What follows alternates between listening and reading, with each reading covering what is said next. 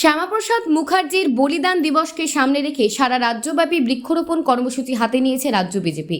তারই অঙ্গ হিসেবে বৃহস্পতিবার খোশবাগানস্থিত পার্কটিতে বৃক্ষরোপণ কর্মসূচি আয়োজন করা হয়। উদ্যোক্তা ছিলেন 20 নম্বর ওয়ার্ডের কর্পোরেটর রত্না দত্ত।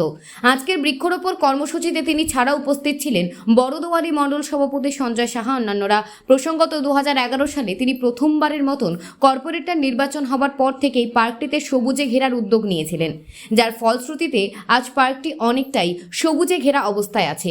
আরও কিভাবে পার্কটিতে সুন্দর করা যায় এবং বিশ্ব উষ্ণায়নের রোধ করা এই উদ্যোগে আজকের এই বৃক্ষরোপণ কর্মসূচি বলে জানান রত্না দত্ত। দিবসকে সামনে রেখে আমাদের 7 দিনব্যাপী যে কর্মসূচি, সেই কর্মসূচির অঙ্গ হিসেবে আমরা আজকে বৃক্ষরোপণের ব্রতী হয়েছি। আমরা সবাই কার্যকর্তারা আছে, বুথ প্রেসিডেন্ট আছে, আমাদের মণ্ডল প্রেসিডেন্ট আছে, আমাদের ডিস্ট্রিক্ট, স্টেট এবং ওয়ার্ড মণ্ডল সব আমরা এই প্রোগ্রামটাতে রত আছি। আজকে 7 দিনব্যাপী চলছে আমাদের প্রোগ্রাম।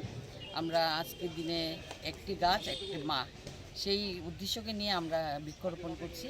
আমরা জানি বৃক্ষরোপণের মাধ্যমে যাতে সবাই অক্সিজেন পায়, বৃক্ষরোপণ একটা সুন্দর যোজনা। আমাদের বৃক্ষরোপণের জন্য আমাদের যশস্বী প্রধানমন্ত্রী আমাদের আদেশ দিয়েছে যে ভারতবর্ষের সমাজকে সুন্দর করতে হবে। সেই সুন্দরতা থেকে বজায় রাখার জন্য বৃক্ষরোপণ অত্যন্ত প্রয়োজন।